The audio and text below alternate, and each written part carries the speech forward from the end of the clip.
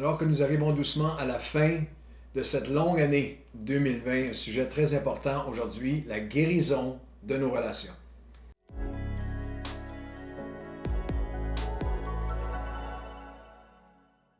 Bonjour et bienvenue à votre café matinal en ce mercredi 30 décembre, quelques jours après Noël, les derniers jours de cette année 2020 historique, cette année 2020 qui a été lourde, qui a été difficile pour plusieurs. Nous avons espoir, nous sommes encouragés que 2021 va être meilleur. Toutefois, nous devons rappeler, déclarer, célébrer la bonté, la fidélité de Dieu qui nous a portés à travers cette année. Aujourd'hui, j'aimerais parler de guérison intérieure. Depuis les dernières semaines et quelques jours seulement après Noël, nous avons pendant tout le mois de décembre étudié la lumière chez vous, la lumière de Noël, toutes ces promesses de lumière, la naissance de Jésus et aussi sa vie, sa mort, sa résurrection qui nous permet d'entrer dans 2021 avec une lumière de paix à l'intérieur et bien sûr des textes comme Isaïe chapitre 9 qui nous dit qu'un enfant nous est né, le verset 6 et 7, un enfant nous est né, un fils nous est donné et on l'appellera admirable, conseiller, Dieu puissant, Père éternel, Prince de la paix. Et là, il y a cette promesse qu'il va donner à son royaume, au peuple de son royaume, un accroissement et une paix qui sera sans fin. Que quelles que soient les époques, que quelles que soient les pandémies, quelles que soient les difficultés, les batailles, les épreuves qu'on va avoir traversées comme monde ensemble, comme nation ou nous-mêmes personnellement, qu'il y aura un accroissement de sa paix proportionnel.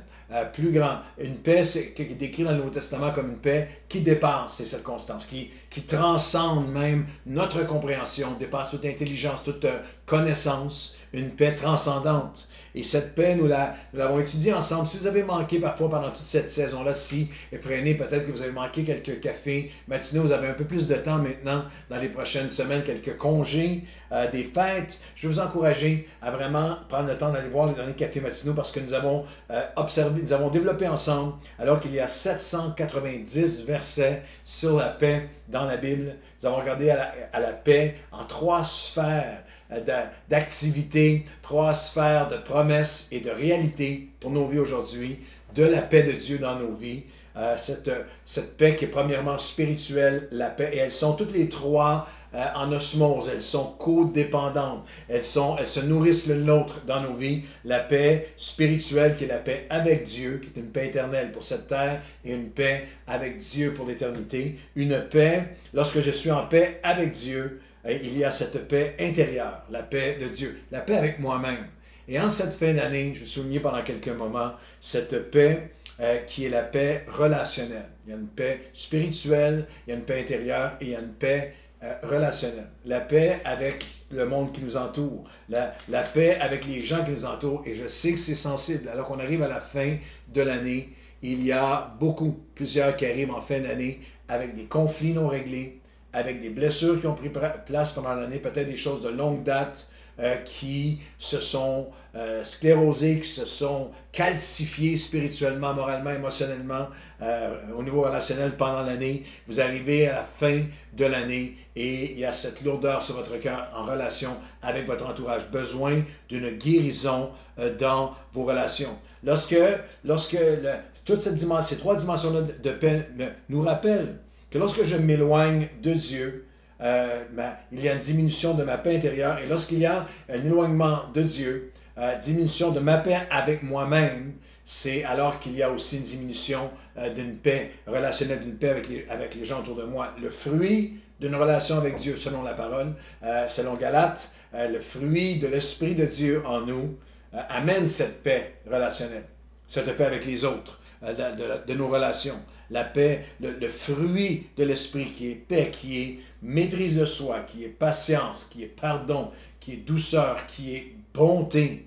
Et les œuvres, dans le même texte de Galates, les œuvres de la chair, de l'être humain qui est en rupture de relation ou en diminution de communion avec Dieu, ces œuvres-là sont évidentes. Elles sont animosité, elles sont colère, elles sont division, elles sont une amertume, conflit, non-pardon, Alors, c'est une question importante dans cette fin d'année. Est-ce que, rappelle-toi que si tu veux fortifier ton mariage, fortifier ta relation avec ta conjointe, ton conjoint, avec ta copine, en amitié, avec l'équipe autour de toi, avec les gens autour de toi, plus tu vas en tant que croyant, si je me rapproche de Dieu, un homme et une femme, mari et femme, se rapprochent de Dieu, alors qu'ils se rapprochent de Dieu, ils vont se rapprocher l'un de l'autre. Alors que je suis de plus en plus en paix et animé par l'Esprit de Dieu, plus il y a ce rapprochement qui va prendre place dans nos propres vies. Le monde qui s'éloigne de Dieu devient de plus en plus conflictuel, de plus en plus éloigné. Galates chapitre 3, verset 28, quel texte magnifique dans la version Le Message. Dans la famille de Dieu en Christ, il n'y a pas de division. Il n'y a pas de juifs ou non-juifs. Il n'y a pas de maître et d'esclave. Il n'y a pas de favoritisme ou de discrimination entre hommes et femmes. Galates 3, 28. Nous sommes tous en Christ, nous sommes tous égaux, nous sommes unis puisque nous sommes en relation avec Dieu en Christ. Alors il y a cette dynamique, il y a 2000 ans, l'apôtre Paul disait qu'il y a un antidote à toute forme de discrimination, de division, d'inimité, de conflit, d'injustice. C'est le cœur qui revient à Dieu, qui marche dans cette paix qui est relationnelle.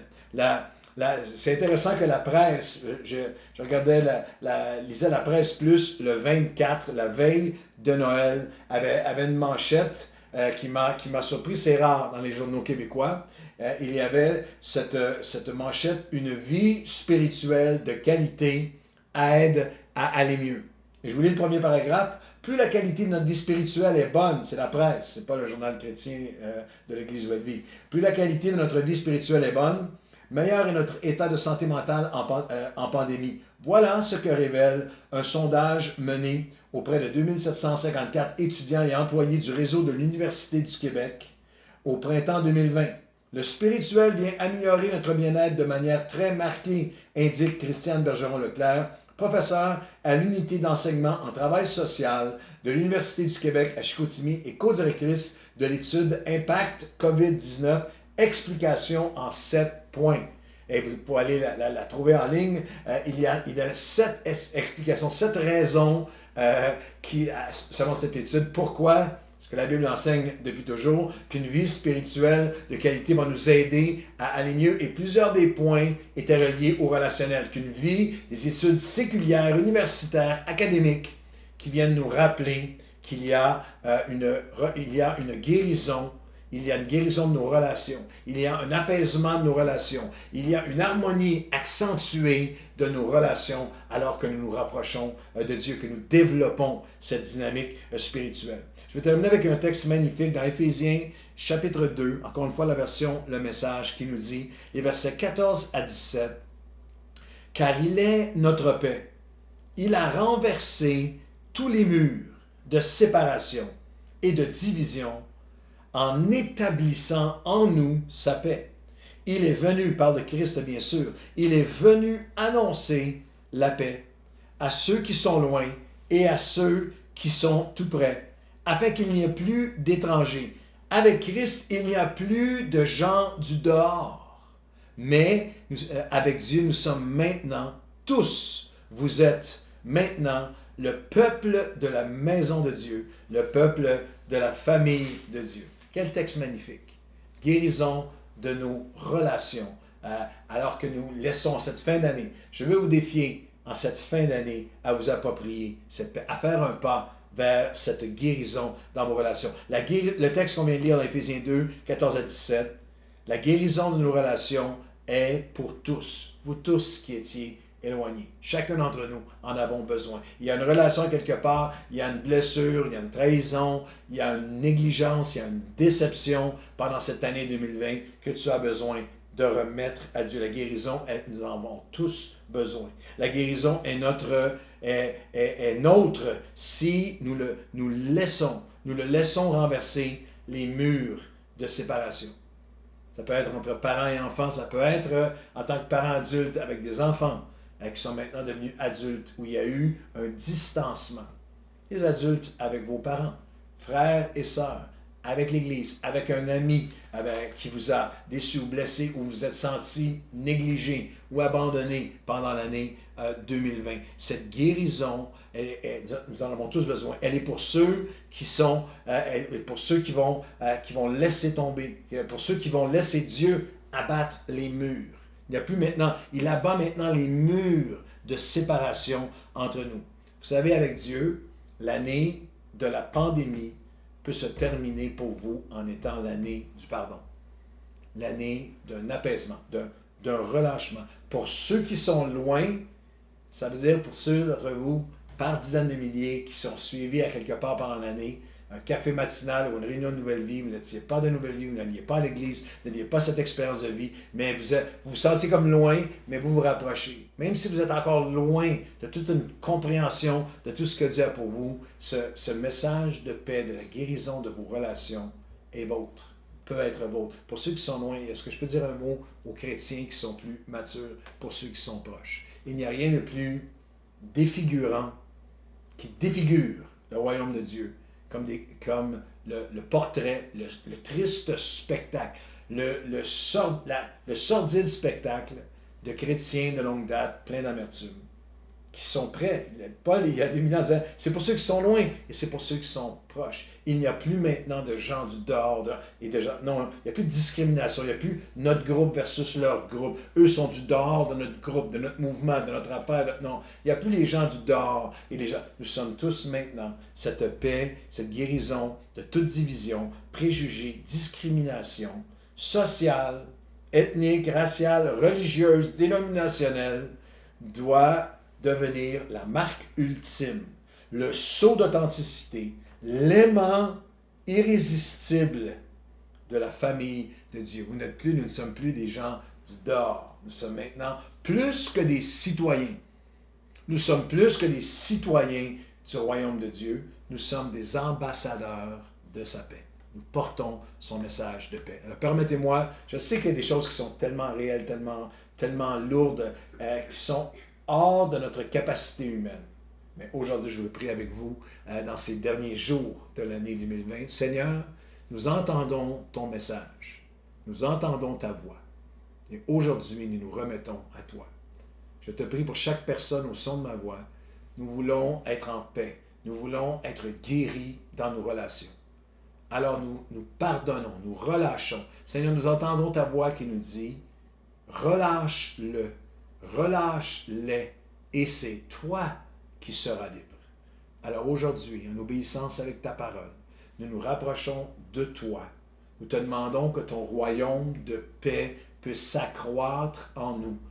La paix avec toi, la paix, ta paix à toi, en nous, la paix spirituelle, la paix intérieure, mais aussi, non seulement cette paix avec toi et avec nous-mêmes, mais cette paix relationnelle. Seigneur, remplis-nous d'un apaisement, d'un relâchement, d'une grâce, d'un pardon, d'une douceur, du fruit de ton esprit, de patience, de douceur, de maîtrise de nous, de foi aussi, de confiance pour l'avenir, que nous puissions, Seigneur, je prie miraculeusement que pas un seul de mes amis qui regardent en ce moment ce café matinal ne finisse l'année avec un poison dans son âme.